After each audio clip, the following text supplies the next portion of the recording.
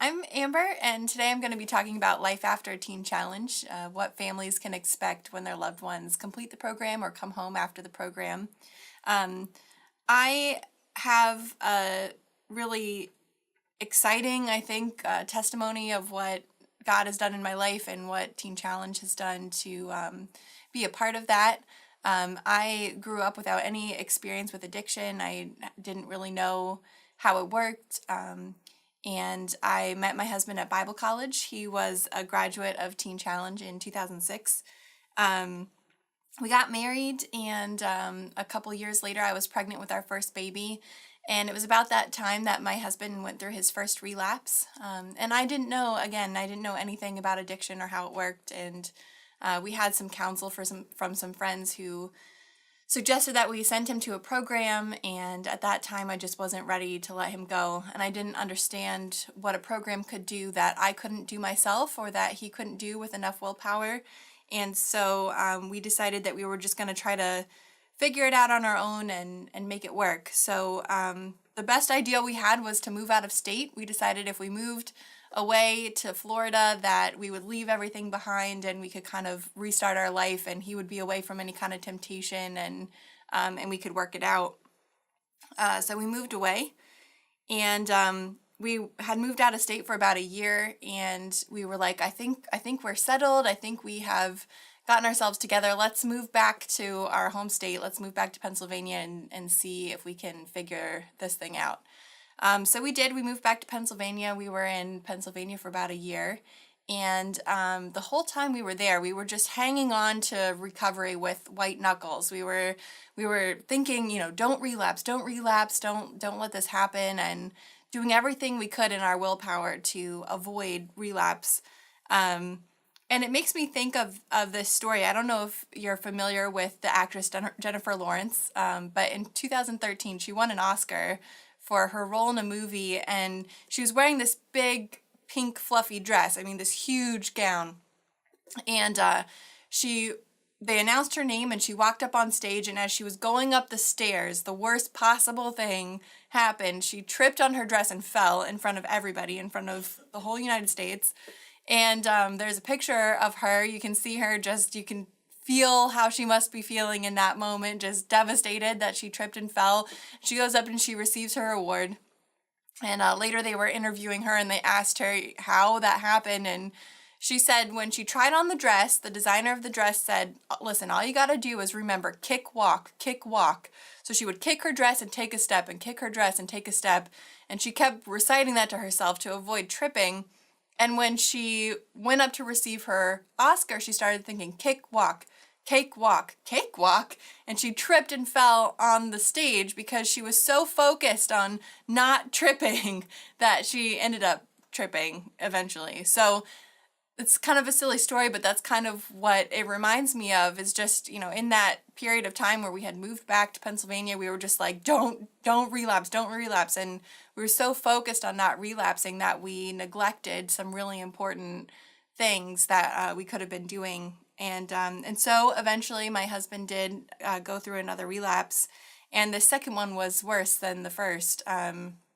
He had some criminal charges that were really serious, and just had really devastated a lot of people that we were in relationships with, and friends and family were really hurt by that. I had been working at Teen Challenge at the time, so I was really fortunate that I had a lot of support, but yeah, it was a very challenging time. So my husband went to our restoration program out in Western PA for about a year, and he was in that program to kind of get some time to get himself back on his feet while we were sorting out some of his legal charges. He was facing some really serious jail time, so the longer he could stay in the program, the better that would be for him. And so after he was in restoration, he did get sentenced to jail for about 8 months. And during those 8 months, I continued to work here at Teen Challenge, and I was very fortunate, like I said, to have friends and coworkers here who knew about addiction, who knew how to support me and how I could help support my husband. We didn't have a family programming department at that time, so it was a very natural outpouring just from people who were concerned about myself and my husband, just giving us the support we needed, giving me the education that I needed to help us move forward. So all of that was happening while he was away at jail. I had, prior to the relapse, had my second baby, so I had two little children, and so I was a single mom for over a year and a half, about 2 years. And then when my husband was finally released from jail, we spent about a year getting reacquainted. We got support from friends and family, and over the last 3 years, we have had a lot of counseling, a lot of family therapy, marriage and family therapy, and again, just rebuilding relationships with our friends and family and with each other. So it's been a long road, a difficult road, but our whole family, I like to say our whole family has been in recovery for 5 years now, and we're just really thankful for what God has done in our life. It hasn't been easy. It's definitely not a success story in the sense that everything's great now and our life is perfect, but we have figured out not only how to live with each other and how to get along with each other, but how to really thrive and see our family grow and see our relationship with each other grow. So that's just a little bit about me. In this training, we're going to be talking about the definition of recovery. We're going to talk about what recovery looks like. We'll talk about what healthy relationships look like in recovery, and how we can build or rebuild relationships after our loved ones complete the program. We're also going to talk about some practical tips for living in recovery together. So in essence, this whole training is basically like, what in the world are we supposed to do next? I remember thinking that, when he was in restoration and in jail, what in the world am I going to do when he gets home? How are we going to do this thing? My biggest fear was going through another relapse, a third relapse, and I just didn't know how I would handle that if that were to happen. And I know a lot of our families ask the same question, how are we supposed to avoid relapse? How are we supposed to get along with each other when they complete the program or come home to live with us? And it does cause a lot of anxiety and fear. And so my hope is that through this training, I'll be able to give you some practical tools that will help you avoid some of those fears and really thrive in recovery together. So let's talk about the definition of recovery. In essence, really simply, it's the period of time after a person stops using substances. So you're in recovery the minute you decide that you're going to stop using. It's really about working towards and achieving a healthy and whole life. This definition from the Center for Substance Abuse Treatment says it's recovery from alcohol and drug problems that's a process of change through which an individual achieves abstinence and improved health, wellness, and quality of life. I'll say that one more time. Recovery from alcohol and drug problems is a process of change through which an individual achieves abstinence and improved health, wellness, and quality of life. And it's so much more than just like a white-knuckled hold on recovery. It's more than relapse prevention. There's a lot more that can be going on there. We're talking about improved health, wellness, and quality of life. So it's not just avoiding relapse, doing everything you possibly can not to relapse again. It's about having a full, beautiful life that is enriching and joyful. So there's a lot more that can happen in recovery than just not doing drugs or not drinking alcohol.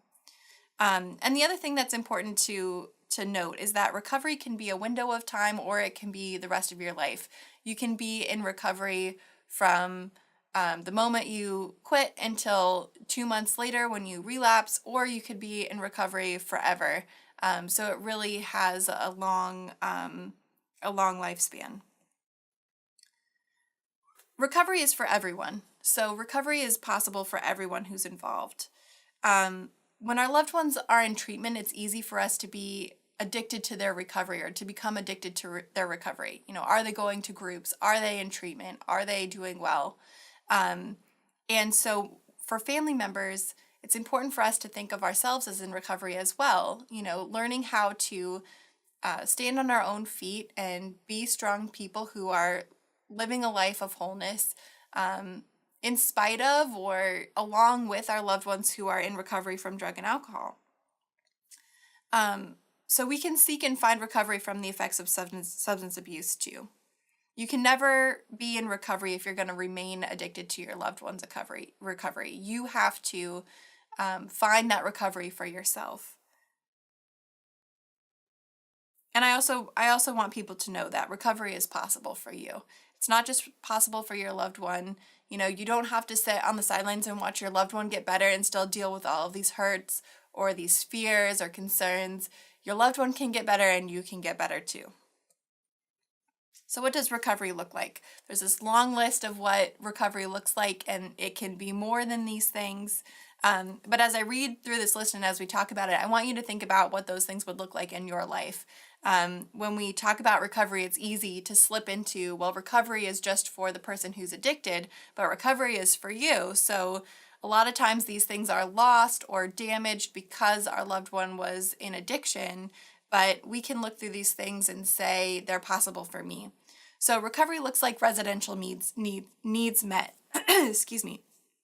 So our loved one, sometimes because of their addiction, has lost their housing, or sometimes we've put ourselves in difficult situations because of their addiction. So being in recovery means having a place to live, having a stable place to live. Employment is the next thing. Again, you might have lost your job or been impacted at your job because of your loved one's addiction. So recovery might look like you having a steady job where you're committed and you actually aren't influenced or have to worry about your loved one's addiction interfering with your job performance.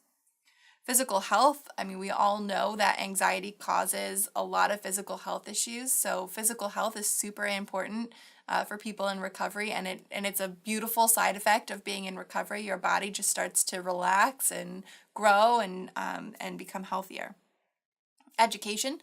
Some of us put our educations on hold because of what's going on in our loved one's life. Sometimes our loved one puts their education on hold. For a lot of people on the other side of addiction, they're inspired to go back to school or get a better education or improve their education. I know that was the case for me. So sometimes recovery looks like going back to school or finishing school. The other thing is healthy finances. It's a no-brainer that our finances are impacted when our loved one or ourselves are in addiction. So when you're in recovery, you can build those finances. You can think about what you want to do with your future. Resolved legal issues. Some of us are pulled into our own legal issues because of our loved one's addiction. Some of us are concerned about our loved one's legal issues. So being in recovery means resolving those things or finding a plan for them. Restoration in the family, that's an obvious one, but recovery looks like being in restoration with our loved ones, setting things right, building those relationships back together. A healthy social life is another thing that comes with recovery, developing friendships that you might not have had before or mending those friendships. And attention to spiritual life. I think it's important for people to consider what spirituality means to them, what their faith means to them. Again, in my case, in our story, my faith was just completely bolstered through the process, and I've never been the same since that in my walk with the Lord. Let's talk about what a healthy relationship looks like in recovery. So there's a few things on this list. We're going to touch in more detail on some of these things, but the first one is honesty. The second one is surrender, learning how to let go of some of your fears or some of your expectations. Faith is another thing that happens in relationships, having faith in each other, having faith in God. Hope, being able to hope for the future, hope that things will get better, hope that your lives will change. Trust is huge. Healthy relationships in recovery need trust to survive. It's the lifeblood of relationships in recovery, trusting each other. And it is hard, and we're going to talk more about that in a little bit, but it's very important. Acceptance is the other thing that's really important too. We're going to talk more about that in a minute. Boundaries, also very important. Learning how to say no so that you remain healthy and safe, and your loved one remains healthy and safe. Accountability is important. I'm just going to touch on this a little bit. I think there's a right way and a wrong way to do accountability. It goes along with trust. You can ask your loved one to be accountable, and you can be accountable to your loved one without them feeling distrusted. So when you are thinking about keeping your loved one accountable, just keep in mind that what's important is that they feel accepted and that they feel trusted. But still putting into effect accountability along with boundaries so that your relationship remains healthy and those bonds can grow. Responsibility is also important in relationships after recovery, holding your loved one responsible for their actions. And external support, I cannot stress this enough, external support from other recovery groups or church members really comes into play in recovery in a major, major way.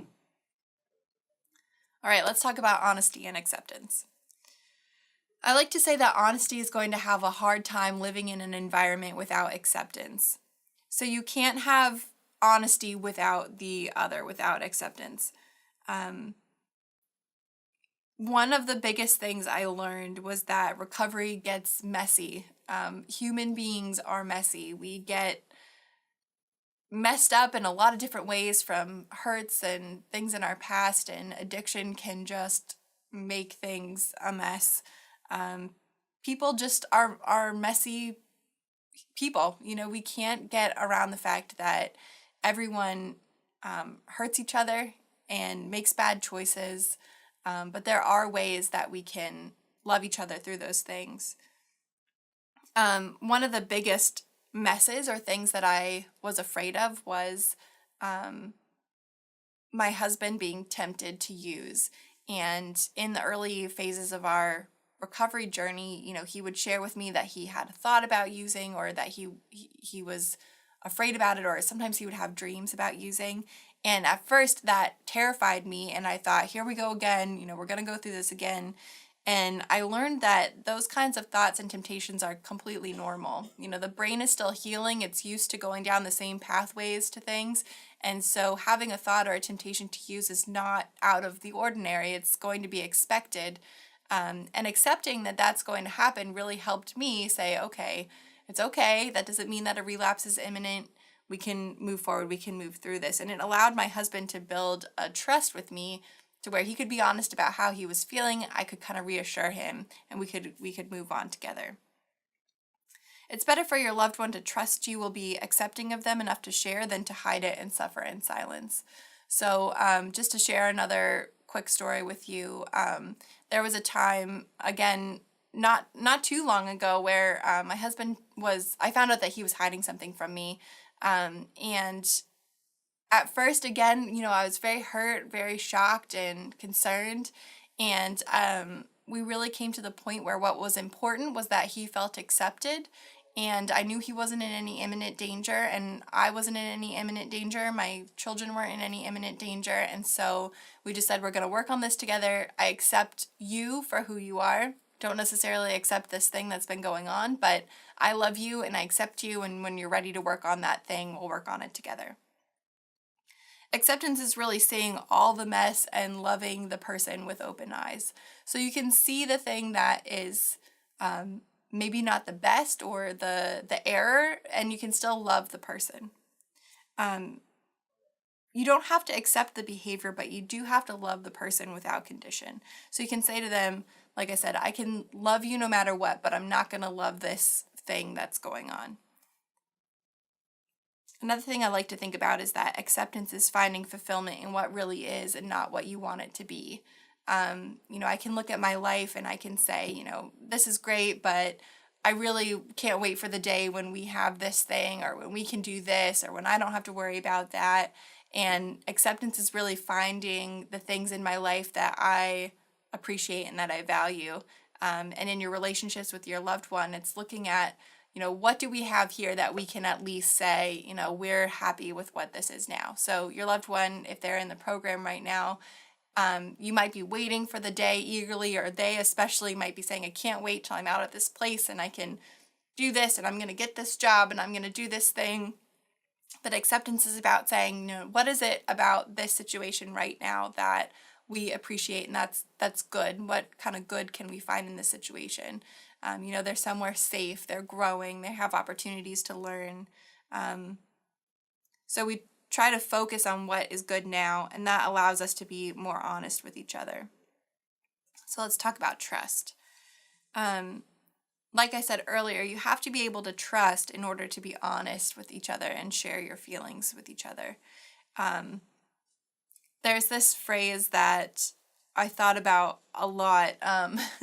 It's fake it till you make it. So sometimes we have to pretend that we trust the person until we actually trust them. Because, like I said, trust brings on acceptance, brings on honesty. So when we trust each other or we demonstrate that we trust someone, they're more likely to be honest with us, which will lead to our acceptance, which leads to more trust. So it's like this circle, this cycle of trust. So sometimes you might be in a situation where your loved one asks you for something or says they're going to do something, and your instinct or your gut, just because of what you remember or what has happened in the past, just to say no, or is to be concerned or upset about that thing. But if we say, okay, I trust you enough to do this thing, and we demonstrate to them that we trust them, that allows them to feel accepted, and then they can be honest with you if something goes wrong or if they have concerns or if something changes in the future. Your loved one does have to earn your trust. Don't get me wrong that you can just dole out trust for free. They do have to earn it. But they don't have to earn your acceptance or love. You are going to love them. You're going to accept them as a person no matter what they do. And they don't have to earn that. So the more you can get that message across to them, I accept you, I love you, there's nothing you could ever do that's going to change that for me, that trust is going to follow.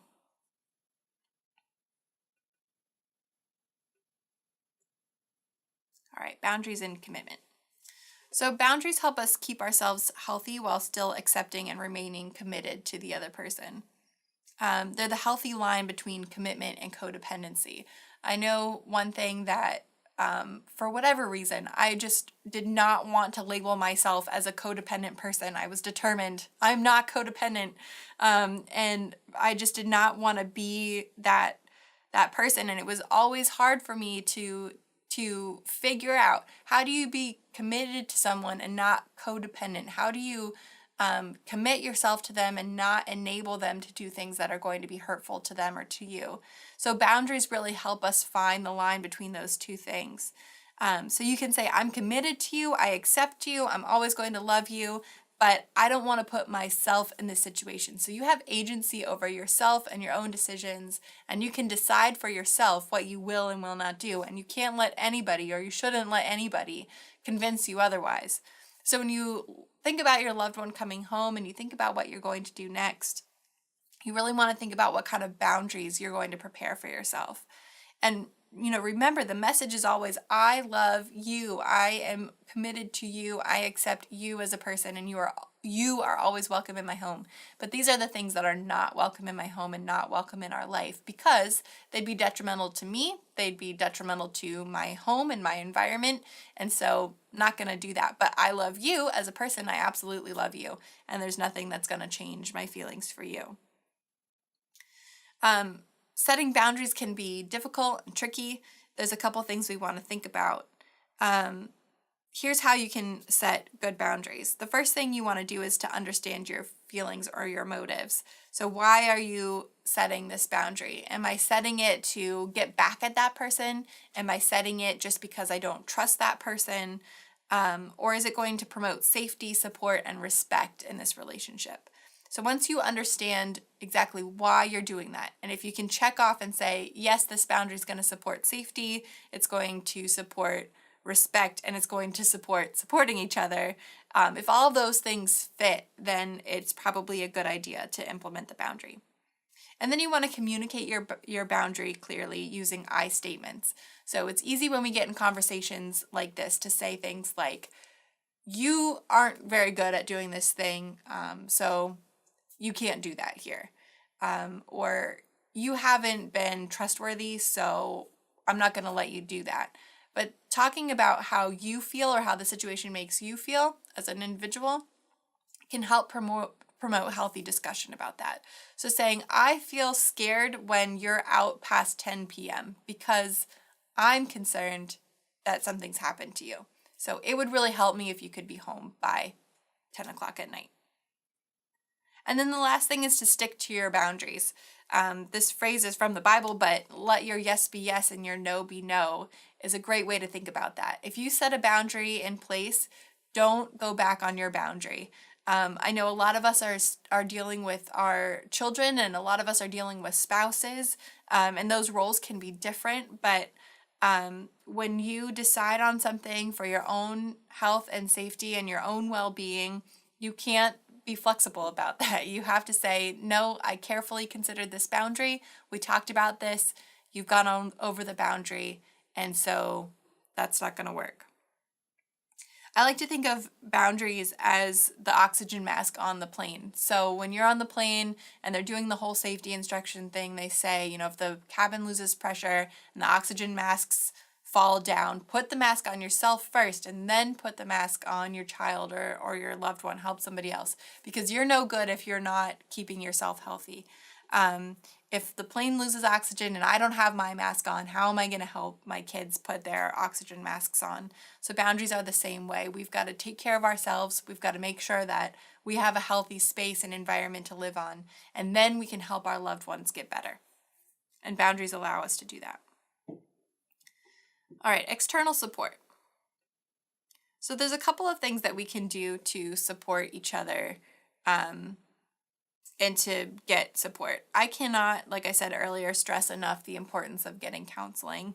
There's often a stigma around personal counseling or marriage counseling or family counseling or any kind of therapy, but it does seem to be getting better and more socially accepted. I would not let the fear of what other people would think or say get in the way of you getting help. Like I said, we have been in counseling for over 3 years, and I don't think that we would have made it without it. We've learned so much about each other and about this process through getting counseling, and it's made all the difference for us. The second thing is to go to support groups. There are Alcoholics Anonymous groups, Celebrate Recovery groups all over the United States. Wherever you live, you can find them. Our family programming department does have a list of resources that they can point you to find those groups. And it does help you find people in your local community, sometimes even your church, who are struggling with addiction or a loved one who is addicted. And it brings a human factor to what's going on and helps you see that you're not alone. That really made a big difference for me early on during the first relapse. To find other people that had been going through the same thing was so eye-opening for me, because I thought I was alone. I had never dealt with addiction before, and I thought it was just this fringe thing that not a lot of people dealt with, and everyone has dealt with addiction in some kind of capacity. And going to support groups really helped me see that I wasn't alone. There were other people going through that, and it opened my eyes to some things that I could do to improve the process. And the last thing is to continue coming to Family Day. We offer Family Day once a month in Rayersburg, and we also offer these trainings via our online link. But there is something to coming to Family Day, being physically present with other people, same as support groups, and getting to know people, getting to know the program will help prepare you for life after Pennsylvania Adult and Teen Challenge and just life through the process. And those resources are always available to you through our programming department if you ever have any questions about that. So how do we rebuild relationships after the program? Sometimes when our loved ones are in the program, we're trying to build relationships while they're here, and you can do that to a certain extent, and I think that there are things that we could do to kind of jumpstart that process. Again, trust, respect, honesty, all of those things support the building of healthy relationships. But when your loved one comes home, that's kind of a whole different ball game. Again, I'm just going to read a few things off of this list. Some of them I'm going to touch on a little bit more, but like I said earlier, forming trust is a huge part of rebuilding relationships. The second one is dealing with unresolved emotions. So I heard something the other day that said it's not good to bottle your emotions. That's why I bottle the good ones up too. And being in recovery with each other, building those relationships is about sharing all of our emotions, not just our negative ones or not just our positive ones, but being open with each other about everything we are feeling or have felt in the past. If we don't deal with those things, they really can fester and get worse over time. So it's very important that we're open about those. And like I said, counseling can certainly help with that. The next thing is managing fears of relapse. I'm going to talk about that on our next slide. The next one is navigating family roles. So this one can be definitely a minefield. Again, just from personal experience, my husband had been away for almost 2 years, and I had been raising these little boys, and I was in charge of all the rules. I was in charge of all the finances. I was in charge of managing the house, and raising our children. And when my husband came home, all of a sudden we had to renegotiate some of those rules or figure out how they were going to work. And navigating that is certainly not easy. I know a lot of the families here are watching our grandchildren or the children of our loved ones while they're away in the program. And so we are effectively raising these children. And when our loved ones come home, they're the parent. And how do you navigate those roles with each other? So that's another thing that's really important to think about as we rebuild those relationships. The next one is relearning how to communicate. In addiction, our communication skills get completely skewed. We learn to communicate with each other in ways that work for this critical situation, work in some kind of capacity, but really aren't healthy ways to communicate in a normal situation. Sometimes when we're in crisis, we adapt to that crisis so that we protect ourselves. And so some of our communication gets adapted the wrong way. It's like if you broke your arm and the arm didn't get reset and it just got set completely backwards, and now you're trying to use your backwards arm to write or to cook, and you can kind of do it, but it's not working the right way. Sometimes if our communication doesn't get rebuilt or reoriented, we can be using old communication skills that don't work in a healthy relationship anymore. So we really have to relearn how to communicate with each other with respect and clarity, and those can go toward rebuilding those relationships. The next thing is creating appropriate boundaries, which we talked about, and also attending to the needs of other family members. It's easy to focus a laser focus on the person who comes home after completing the program and say, what do you need? What can I get for you? How can we prepare you for life, outside of Teen Challenge? But we have children, or we have spouses, or we have other loved ones, friends and family who need our attention as well. And, the best thing I can tell you is that, again, it goes back to taking care of yourself first before you take care of everyone else. You really have to be investing in your own wellness, and your own recovery in order to be able to provide for other people. And just, from a note from my personal experience and from my faith, it really goes toward, it's really about going to the Lord, asking Him to refresh you so that you have things to refresh other people with. So we can't neglect the needs of our other family members as well. We have to look at everyone equally. And the result of that is really that all of our relationships get rebuilt together, knit together in a family unit, in a system that really works. All right. So this next slide really was something that I wish I had known more about in the early days of our recovery. How do you handle fear? So you might have a few months till your loved one is done with the program, and sometimes you wake up in the middle of the night and you think, what's it going to be like when he comes home or when she comes home? And that fear just starts to bubble up inside us. And sometimes when our loved ones come home, the same thing happens. They're home and we're supposed to be good now and everything's supposed to be great.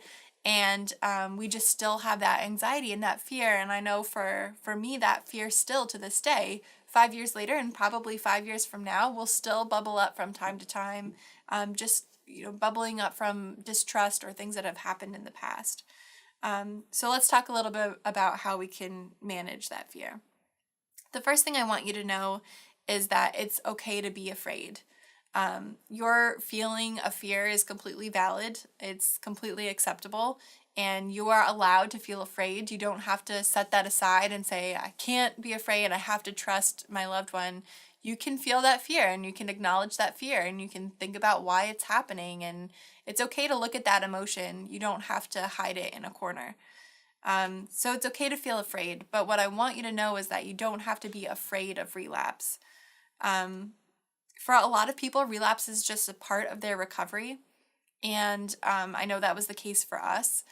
And for many people, it's just part of the process. And it takes a relapse or two relapses in order for that person to come around and see the light of recovery. The other thing that's important to think about is that relapse can take many shapes and forms, and they can vary in severity of consequences.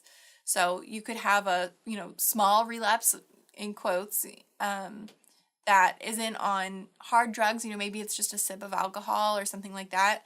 That doesn't really have a lot of consequences. Or you could have a major relapse that has major medical or other legal consequences. Um, but you don't have to be afraid of those things because they are a part of the process and it doesn't mean the end. The other thing that is difficult to think about and talk about sometimes, but if you'll go with me there, we can talk about this together. When you stare relapse in the face and you think about what the consequences of that could be, the ultimate consequence of that is obviously a death, and we all are concerned that our loved ones could die because of this addiction. And one of the things that I wrestle with and still continue to wrestle with, but that brings me peace and comfort, is that if that were to happen, I could be okay. My life would go on. I have family support, and I rely on my faith in the Lord for strength. So relapse is not the end of your life. If we were to lose our loved ones, we could still have a life that is full and fulfilling. And that's not to say in any way that our loved ones' lives don't matter or that they're not important. And obviously we would grieve those things, and they would be difficult things to deal with, but life continues to move forward. So you can think through those things, and you can think worst case scenario, and you can still move on from that fear. There are a couple things that we can do also when we feel afraid to just help us get through those moments. The first thing I like to do is just take some deep breaths. So I have this example here, and I don't know if we'll be able to put it into the training. If not, that's okay. But if we do, then it'll pop up on your screen. But it's this little animation that I like to use. If it's going to pop up, that'd be great. If not, you can just kind of breathe in and out with me. So what we're going to do is, if you'll practice with me, in a moment, we're just going to take some deep breaths in and then some deep breaths out. And you'll find that after doing that a couple of times, you'll really start to see a difference. So let's take a deep breath in and then let it out.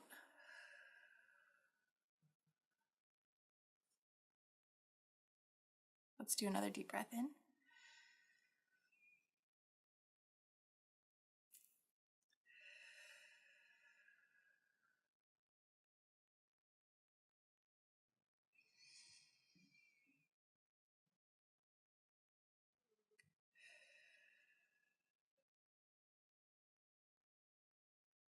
And I have this little animation on my phone, and sometimes if I'm getting concerned or starting to feel myself become afraid, I'll watch this, and just that breathing in and out helps bring my thoughts back into control. The next thing I like to do, and I talked about this a moment ago, is kind of the worst case scenario game, or am I gonna die? uh, One thing that I've learned is that your body sometimes has a mind of its own. So you could be having a thought like, I'm concerned that it's 11 o'clock and my loved one hasn't come home yet. What's going on? Are they okay? Are we going to be okay? And your body, meanwhile, is having this response that either wants to fight, flight, or flee because it's afraid you're going to die. Your body physically is afraid that you're going to die. And so when you play this game, when you start to feel yourself becoming afraid, no matter what you're afraid of, it might not be death, it might just be consequences of something else. If you can tell yourself that you're not going to die right now, whatever this concern is not going to kill you, your body starts to receive that message and you start to feel yourself calm down. And I have tried this over the last couple of weeks in practice, just over some of the silliest things. Like I hate being cold, and right now it's December and I'm cold all the time and it drives me nuts. And when I get cold, sometimes I just tell myself, it's not going to kill me. I'm not going to die. The cold is not going to kill me. And suddenly my body relaxes and I'm okay. So, in worse circumstances, when you start to feel afraid, telling yourself that you're not going to die, or thinking that thought through to its worst possible consequence, and then saying, but is it going to kill me, will help bring yourself down. And for those of us who have faith in the Lord, we can even take it a step further and say, it might kill me. I could die here, but I have hope of everlasting life through Christ. So in the end, really, it's going to be okay. The last, one of the other things that we like to do is to remember a time that we felt deeply relaxed. So if you can indulge me again, we're going to close our eyes together and we're going to think of a time that we just felt super relaxed. So again, for me, that's, it's December and it's Christmas time. And a couple nights ago, we had set up our tree and I could smell the pine from the tree and our fire was going. There was a fireplace and I had baked some cookies and I was eating a cookie and I had a nice hot cup of coffee and my feet were up in some nice fluffy socks and there was Christmas music playing in the background and I was warm and cozy in a blanket and I felt so good. And thinking about those things, those sights that I was seeing, the smells I was smelling, the feelings I was feeling, again, is telling my body to calm down and relax. So these exercises, they might not take the fear away in the moment. You might still be afraid. You might be picturing yourself at the Christmas fire and still feeling afraid. But what it does is it calms those physical responses in our bodies and allows us to kind of look at the problem with fresh eyes. It prepares us to do what has to happen in order to ultimately get rid of the fear. So when my body is keyed up and my mind is keyed up with fear, I can't make rational decisions or choices that would help eliminate that fear because I'm so ready to either fight or flee. But when I can calm my body down and calm my thoughts down, I'm better equipped to look at the issue and reason through it and actually find a solution that's going to work and going to be rational. All right. So our loved ones come home, they complete the program. What are some practical things that we can do? I've told you a lot of things about how to manage your emotions and how to think about things, how to rebuild your relationships. But what are some things you can actually physically do that's going to help you out? The first thing that we can do is rely on steady behavior. Relying on steady behavior allows us to look at the things that are earning our trust. So when our loved one goes to work every day, that's steady behavior that we can say, okay, all right, I trust you. You're going to work every day. That's great. Seeing our loved one manage their finances well, or seeing them manage their time well, or building friendships and spending time with good friends. Those are steady behaviors that can inspire trust and engender those good relationships. The next thing we can do is be aware of our emotions, especially anger. So when we start to feel something, again, good or bad, identifying that emotion and understanding it and looking at it and really taking the time to see what's happening there will help us build relationships and move forward in a positive way. We talked about recognizing fear and what we can do when we feel afraid, but recognizing positive emotions is just as valuable as looking at negative emotions. When we are feeling happy together, when we're feeling free together, when we are spending time with our loved ones and we're not worried about them relapsing or feeling negative emotions about the past, when we're feeling happy, talking about that happiness, identifying that happiness, looking at what's causing us to be happy leads to more happiness. So it's really important for us to recognize our emotions and think about them and value our emotions because they're there for a reason. But anger is one that can trip us up. And, again, we talked about fear, but the same kind of ideas apply to anger as well. So anger can lead us down this rabbit hole. The other thing is that anger is a secondary emotion. So anger is usually spurred on by something else, usually fear. So if I'm afraid, the next route I usually take is to get angry about something. So if we can identify that anger and say, I'm feeling angry, why am I feeling angry? And track that feeling back, we can usually get to the root of it and then be able to address it in a more positive way. The next thing is to be willing to talk about signs of relapse when you see them. So, like I said earlier, in my personal experience, we dealt with my husband doing something that kind of was an alert to me about his recovery, and it wasn't a full blown relapse. It wasn't something that put us in immediate danger, but it was kind of a sign that something deeper could be happening. And so what we did was we sat down and we talked about it. And I'm just going to be honest with you, it took us a year to really talk this through in counseling and outside of counseling. But looking at that thing and saying, I love you and I value you so much, I'm not going to let this thing hurt you, allowed us to open that conversation instead of being accusatory and saying, you're relapsing or you've relapsed or you're going to relapse. I don't want to be associated with you. Saying to that person, I love you and I value you, and we're going to come into this together and we're going to do this thing together. I'm not going to let this sign of a relapse or sign that something could be amiss pull us apart. We're going to be in this together, side by side, working on this as one unit. But you need to be willing to talk about them, not clamming up, not resorting to your fear, not building yourself behind a wall to protect yourself. You have to be willing to open yourself up and have the conversation. Another practical thing is to consider having regular family meetings. So you may be the parent of a loved one who is in recovery, and you and your spouse and maybe your son's spouse might have regular meetings where we all get together and talk about how we can support each other. And it's not an opportunity to gang up on our loved one who's in recovery. It's not an opportunity for us to decide for our loved one, what they're going to have to do, but it's a time for us to just get together and see each other. Maybe you have family dinner once a week, or maybe you guys all go out every couple of weeks and do an activity together. But that allows for some relationship building so that you can identify signs of relapse if they happen, and get to know each other better.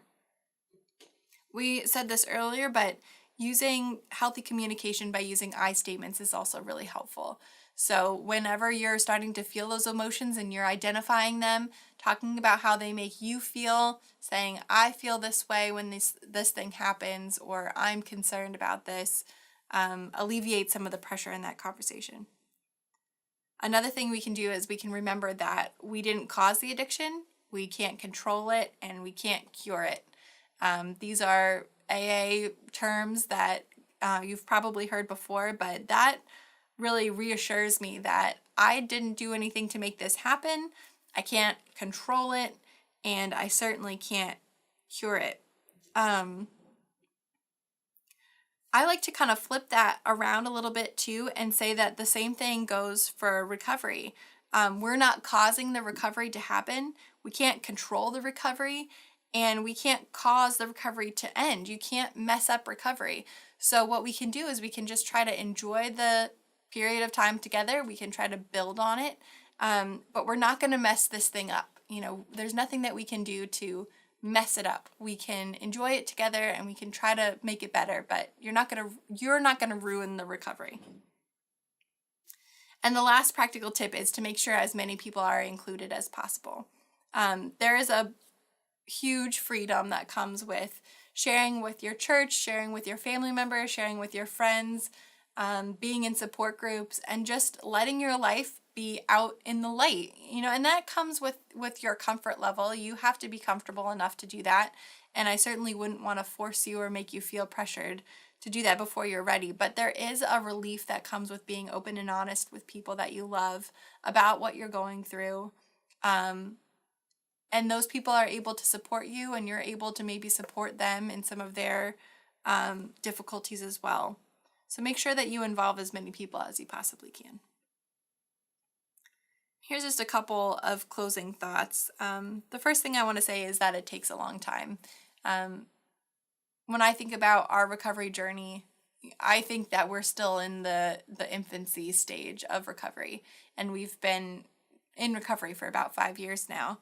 And it takes a very long time. Like I said, recovery is lifelong. You are in recovery for the rest of your life. Um, so don't think that when your loved one comes home, you've arrived and now we're done. We did it. We succeeded. There's a lot of hard work and a lot of time that goes into it, and that's okay. It's okay that this is a process, that it's a journey that's going to take us a while. The other thing is that recovery is ordinary. um, I know that I had these big dreams for what recovery was going to look like, that my husband was going to come home and we were going to travel and we were going to do all these big things, and he was going to, you know, get this big career, and I don't know. I had all these crazy dreams. And dreaming is good. Dreaming is so valuable, and it's good to dream together. So don't stop dreaming. But recovery really looks like living an ordinary life that is in freedom, that has peace, and it's just the day to day. It's taking out the trash and trusting your loved one to go to work, which is so normal. You know, people are supposed to trust their loved ones to do things. So it's ordinary. It's regular life. Recovery is also extraordinary. It is absolutely a miracle for anyone who goes through addiction and comes out on the other side, and family members included. I mean, the things that loved ones go through when their loved ones are in addiction is just, it's just indescribable. But being in recovery together is just incredible. There's no way to describe the feeling you have to know that you have survived and come out on the other side. Like I said earlier, you cannot do this thing alone. You cannot be in recovery by yourself, and it can't just be you and your loved one in recovery either. You need to reach out to friends. You need to have people in your life that are going to help you and support you and be your cheerleader through this thing in the early stages and into the longer stages. And the last thing that I'll leave you with, I think when we think about our loved ones coming home, you know, again, we are envisioning just like everything is going to come together and everything is going to be better and we're all going to be okay. And you are going to be okay. You're going to be all right. But the joy of reconciliation is not the point of being sober. It's the consequence of being in addiction. So without addiction, there would be no reconciliation. There would just be wholeness. We would be whole people and happy relationships with each other. But because of addiction, there's this need for reconciliation. So when you think about that graduation day or that completion date or that date that they come home or leave the program, you know, that is not the point. The point is not them coming home. The point is us having a whole relationship with each other, knowing each other well, being honest with each other, being able to support each other, healing old hurts and habits that have caused us harm in the past, and knowing each other for who we are, being able to support each other, and then growing in recovery together. So I hope that this was helpful for you. I hope that you learned a couple of things. You are always welcome to contact our family programming department to ask us questions or to learn more about resources that we have available. So I pray that you grow in your recovery, that you're looking forward to that day that your loved one comes home, and that you have a beautiful life of recovery and walk together. Thanks.